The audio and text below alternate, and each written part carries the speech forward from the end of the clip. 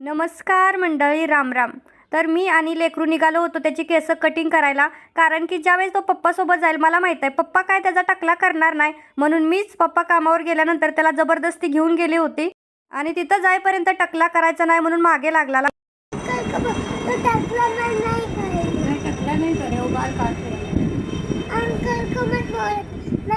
तर पूर्ण केस कट होईपर्यंत मी त्याला सांगितलं होतं की डोळ्यामध्ये केस जाईल, डोळे बंद कर. आणि सगळी केस ज्यावेळी कट झाली त्यावेळी त्यानं जे रडायला सुरुवात केलं ते 2 आईस्क्रीम घेतल्यावरच थांबला.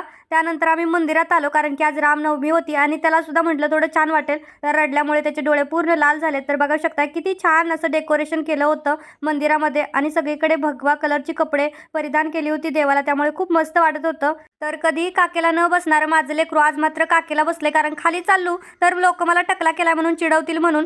तर आजचं नाव आहे दीपाली बैरारी. व्हिडिओ आवडला तर लाईक करा आणि सबस्क्राईब करायला विसरायचं नाही. बाय.